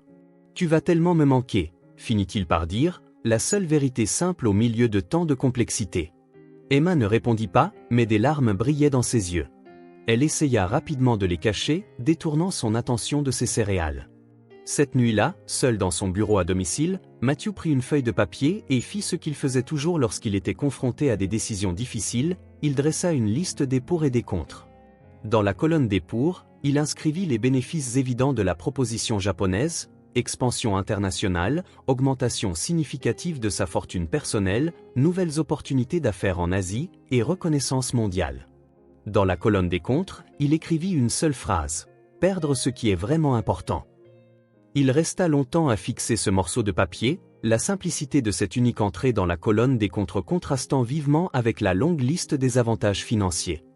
Autrefois, cette liste des pour aurait facilement justifié n'importe quel sacrifice personnel, mais désormais il comprit que le seul point inscrit dans la colonne des contre surpassait tous les autres réunis. Le lendemain matin, Matthew arriva tôt au bureau et demanda à Diane d'organiser un appel vidéo avec Monsieur Takahashi. « Avez-vous pris une décision ?» demanda Mademoiselle Parker, lorsque le visage de l'exécutif japonais apparut sur le grand écran de la salle de conférence. « Oui, Monsieur Takei, » dit Matthew. « D'abord, je tiens à vous remercier sincèrement pour cette opportunité. C'est une proposition extraordinaire et j'ai le plus grand respect pour votre vision. » L'homme japonais hocha la tête, son expression impénétrable. « Mais j'ai des engagements ici. Je ne peux pas vous abandonner, » poursuivit Matthew. « Des personnes dépendent de moi d'une manière qui va bien au-delà des affaires. Je ne peux pas m'absenter aussi longtemps. » Takahashi l'observa un instant à travers l'écran. « La famille ?» Après une légère hésitation, Matthew admit « la famille ». À sa grande surprise, le visage de Takahashi s'adoucit en un sourire. « Je comprends parfaitement, Monsieur Parker. Dans ma culture, la famille est primordiale. Je respecte votre décision. Je reste très intéressé par une collaboration avec votre entreprise. » Matthew ajouta rapidement. « Peut-être pourrions-nous envisager quelque chose qui ne nécessiterait pas ma présence permanente à Tokyo. J'ai des cadres talentueux qui pourraient représenter nos intérêts là-bas. » Takahashi considéra la suggestion. Une approche différente, certes, mais potentiellement faisable. Explorons cette possibilité. Lorsque l'appel se termina, Matthew sentit un immense poids se lever de ses épaules. Plutôt que la sensation de perte ou de regret qu'il pensait ressentir en refusant une opportunité aussi lucrative, il éprouva un profond soulagement, la certitude d'avoir fait le bon choix, non seulement pour Emma et Marie, mais aussi pour lui-même. Cet après-midi-là, en venant chercher Emma à l'école, son cœur était plus léger que depuis longtemps. « J'ai une nouvelle, » dit-il pendant le trajet. « Quoi donc ?» demanda Emma en balançant ses jambes sur le siège passager. « J'ai décidé de ne pas aller au Japon. Je reste ici. » Emma se tourna vers lui, les yeux grands ouverts. « Pour toujours ?» Matthew sourit. « Pour toujours, c'est long, mais je n'ai pas l'intention de partir dans un avenir proche. » Le sourire qui illumina le visage d'Emma à cet instant valait bien plus que tous les millions qu'il aurait pu gagner de l'autre côté du monde. Plus tard ce soir, après qu'Emma se fut endormie, Matthew et Marie s'assirent sur le porche avant, profitant de la douce nuit d'automne. « Tu es sûr de ta décision ?» demanda doucement Marie. « C'est une sacrée opportunité que tu es en train de refuser. » Matthew fixa le ciel étoilé un moment avant de répondre. « Toute ma vie a été consacrée à acquérir toujours plus ou plus d'argent, plus de pouvoir, plus de succès. Et qu'est-ce que ça m'a apporté? Une maison vide, une vie vide. » Il marqua une pause, cherchant les mots justes. Ces derniers mois, pour la première fois, j'ai senti que j'avais quelque chose qu'aucune somme d'argent ne pouvait acheter, quelque chose de bien plus précieux. Marie hocha la tête, un léger sourire aux lèvres. Emma fait ça aux gens. Elle nous rappelle ce qui compte vraiment. Ce n'est pas seulement Emma, dit Matthew en regardant Marie avec une affection sincère, c'est toi aussi.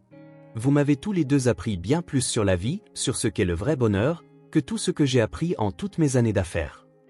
Assis là, sous le ciel étoilé, à côté d'une femme qui était devenue à la fois amie et mentor, en pensant à l'enfant qui dormait, à une enfant qui était devenue comme une fille pour lui, Matthew Parker ressentit une paix qu'il n'avait jamais connue.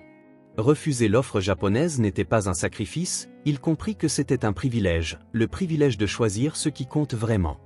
Le printemps arriva à Cedar Heights, apportant un sentiment de renouveau qui semblait refléter les changements dans la vie de Matthew, Marie et Emma. Les arbres du petit jardin avant se mirent à fleurir, embaumant l'air d'un parfum doux, tandis que les oiseaux construisaient leur nid sur les plus hautes branches. Un samedi matin particulièrement ensoleillé, Matthew arriva, portant des sacs d'outils de jardinage et des plantes pour le petit parterre de fleurs que lui et Emma avaient prévu depuis des semaines. « J'ai apporté ces graines de tournesol que tu voulais », annonça-t-il alors qu'Emma ouvrait la porte, encore en pyjama. « Est-ce que je peux les planter aujourd'hui ?» demanda-t-elle, sautillant d'excitation. « Bien sûr, juste après le petit déjeuner. »« Et où est ta grand-mère ?»« Dans la cuisine, elle fait des crêpes. » Matthew sourit en sentant l'arôme familier qui s'échappait de la cuisine. Les crêpes de Marie, avec une pointe de cannelle et de vanille, étaient devenues son petit déjeuner préféré le week-end, un sacré changement pour quelqu'un qui survivait autrefois au café et à un bagel acheté en route vers le travail. Dans la cuisine, Marie mélangeait la pâte dans un grand bol, une vieille radio jouant doucement en fond. Elle avait l'air complètement différente de la femme frêle que Matthew avait rencontrée il y a moins d'1 an. Ses joues étaient plus roses, bien qu'elle fût toujours mince, la force de ses mouvements trahissait une vigueur nouvelle. « Bonjour », salua-t-il en posant les sacs. « Tu as besoin d'aide ?»« Bonjour, Matthew, tu peux mettre la table, s'il te plaît. »« Emma, va te laver les mains. » Il régnait dans la cuisine une atmosphère chaleureuse, presque familière. Matthew se déplaçait avec aisance, sachant exactement où étaient rangées les assiettes, les verres et les serviettes. Après s'être lavé les mains, Emma aida à porter les couverts sur la table tandis que Marie, habilement, retournait les crêpes sur la poêle. C'était un simple rituel du samedi matin, mais pour Matthew, cela représentait quelque chose d'extraordinaire, un sentiment d'appartenance qu'il n'avait jamais vraiment connu, même dans sa propre maison. Après le petit déjeuner, Matthew et Emma se mirent au travail dans le petit jardin. Il creusa des trous et elle planta soigneusement les graines, qu'elle recouvrit de terre avant de les arroser. Marie les regardait depuis le porche, sirotant son thé avec un sourire serein. « Combien de temps avant qu'elle ne pousse ?» demanda Emma, en observant le parterre fraîchement planté. « Ça prend du temps, » expliqua Matthew. « Il faut être patient. Mais si on en prend bien soin, si on les arrose tous les jours et qu'on s'assure qu'elles reçoivent beaucoup de soleil, dans quelques semaines, nous verrons les premières pousses. » Tout comme, mamie, observa Emma d'un air pensif. « Il faut du temps pour aller mieux. » Matthew regarda la petite fille, toujours surprenante par ses observations si perspicaces pour ses presque 5 ans. « Exactement, comme ta grand-mère, acquiesça-t-il. Certaines des choses les plus importantes dans la vie demandent du temps et nécessitent des soins constants. Cet après-midi-là, après le déjeuner, Matthew rapporta de la voiture un paquet qu'il avait laissé dans sa voiture, enveloppé dans du papier coloré. « Qu'est-ce que c'est ?» demanda Emma, curieuse. « Ouvre et vois par toi-même, répondit-il. Emma déchira le papier avec excitation, révélant un nouveau dossier scolaire, des cahiers colorés, des crayons et des stylos. « C'est pour quand tu commenceras l'école sérieuse ?» expliqua Matthew. Emma suivait actuellement un programme de prématernelle 3 jours par semaine, mais dès septembre, elle débuterait officiellement le jardin d'enfants. « J'ai parlé avec la directrice de l'école Cedar Grove hier », continua Matthew en regardant Marie. « C'est une excellente école privée avec de petites classes et un programme spécial pour les enfants ayant un talent artistique, comme Emma. Marie fronça légèrement les sourcils. Les écoles privées sont chères, Matthew, dit-elle. Je veux faire ça. Laisse-moi t'aider, interrompit-il doucement. Emma mérite toutes les opportunités.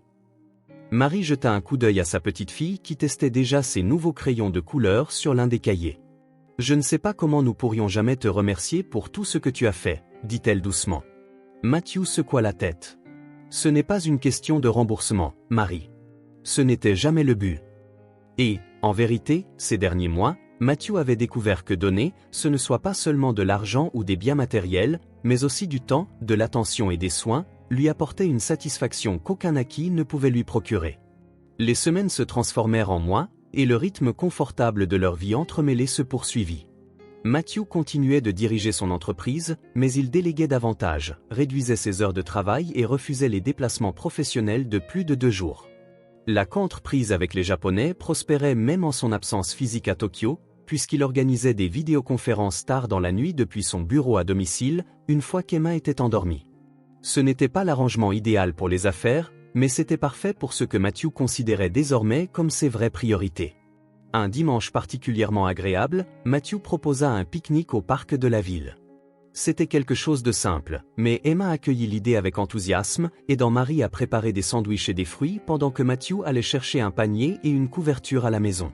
Au parc, ils trouvèrent un endroit sous un grand arbre près du lac. Des enfants jouaient au loin, des canards nageaient tranquillement, et le ciel bleu était parsemé de nuages blancs et duveteux. Celui-là ressemble à un dragon, dit Emma en s'allongeant sur la couverture et en pointant du doigt un nuage particulièrement étiré. Je vois un chien, conta Matthew en se penchant à côté d'elle. Regardez, ce pourrait être ses oreilles. Vous avez toutes les 2 tort, intervint Marie en riant. C'est évidemment un chat, regarde cette longue queue. Les 3 rirent, continuant le jeu avec les autres nuages, débattant de leur forme de manière ludique. C'était une activité si simple, presque banale, et pourtant elle représentait ce que l'argent ne pourrait jamais acheter, de véritables moments de bonheur partagés. Dans la fin d'après-midi, alors qu'ils rentraient, Emma marchait entre Matthew et Marie, tenant leurs mains. Par moments, il la soulevait, la faisant éclater de rire. C'était la meilleure journée, déclara Emma à leur arrivée, le visage rougi par le soleil et l'excitation. Ce soir-là, après le dîner, pendant que Marie faisait la vaisselle et que Matthew les séchait, il réfléchit à quel point sa vie avait changé. « À quoi penses-tu » demanda Marie, remarquant son silence pensif. « Comment de si petites choses peuvent apporter autant de bonheur ?» répondit-il sincèrement. « J'ai passé la majeure partie de ma vie d'adulte à courir après ce que je pensais devoir me rendre heureux, l'argent, le succès, la reconnaissance. Maintenant, je vois que le vrai bonheur réside dans des choses que je n'avais jamais valorisées auparavant. » Marie sourit en lui tendant une autre assiette à sécher. « Parfois, il faut perdre quelque chose d'important pour apprécier ce qui compte vraiment, dit-elle, ou trouver quelqu'un qui te montre un chemin différent. » Matthew acquiesça en pensant à Emma et à la valise perdue qui avait changé le cours de leur vie. L'été passa avec des journées remplies de petites aventures, des sorties aux eaux, des après-midi à la piscine municipale, des glaces dégustées sur le porche en regardant le coucher du soleil. Matthew était présent pour tous ces moments, parvenant à équilibrer ses responsabilités d'entreprise avec ce qu'il considérait désormais comme son rôle le plus important, faire partie de la vie d'Emma et de Marie. Un après-midi doux, Matthew arriva pour le dîner avec une nouvelle excitante. « Tu te souviens de ce terrain vague près du parc ? Je viens de l'acheter. »« Pourquoi faire ?» demanda Marie, intriguée. « Je vais y construire un centre communautaire. Il y aura une bibliothèque, un espace pour des activités artistiques, et des programmes périscolaires pour les enfants qui n'ont nulle part où aller pendant que leurs parents travaillent. » Marie le regarda, surprise et admirative. « C'est merveilleux, Matthew. Qu'est-ce qui t'a inspiré ?»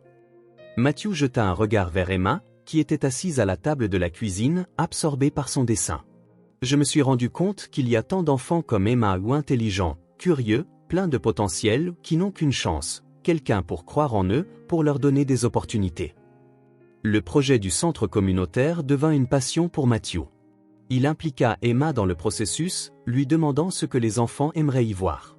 Marie contribua également, s'appuyant sur son expérience d'ancienne enseignante pour suggérer des programmes éducatifs et des activités destinées aux familles locales. C'était une manière concrète pour Matthew d'utiliser sa richesse pour autre chose que l'accumulation, pour réellement faire une différence dans la vie des autres, tout comme Emma et Marie avaient fait une différence dans la sienne.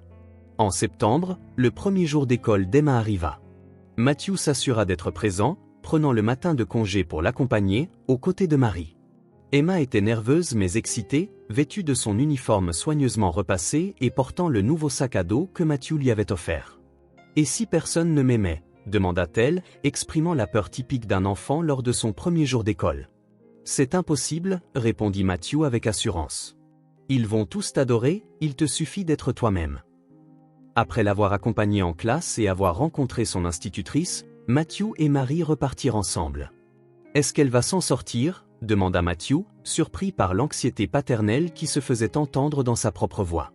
Marie sourit, consciente de son inquiétude. « Elle sera formidable.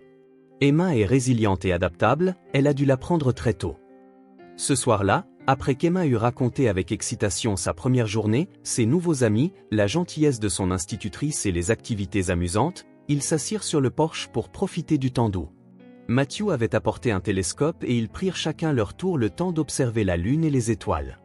Lorsque vint l'heure du coucher, Marie aida Emma à se préparer, laissant Matthew seul avec ses pensées sur le porche.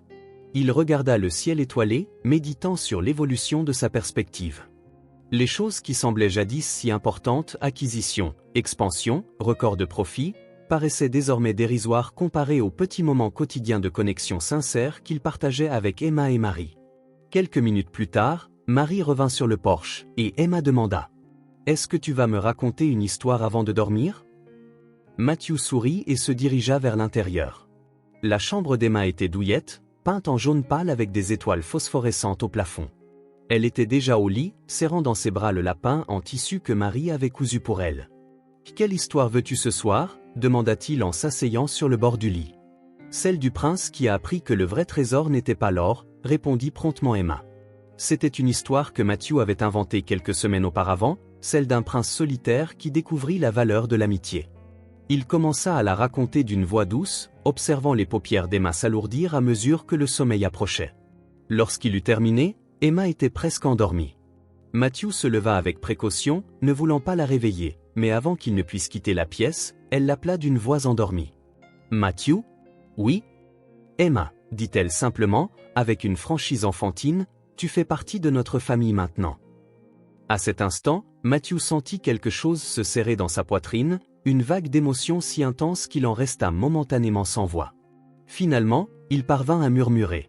« Je te remercie énormément pour ça. » Emma sourit, satisfaite, et ferma les yeux en glissant doucement dans le sommeil. Matthew resta un instant, observant sa respiration paisible, ému par le pouvoir transformateur que cette petite fille exerçait sur sa vie. Lorsqu'il quitta finalement la chambre, il trouva Marie debout dans le couloir, ayant entendu leur échange. « Tu as raison, tu sais, dit-elle doucement, tu fais partie de la famille maintenant. » Les yeux de Marie brillaient d'une émotion tranquille.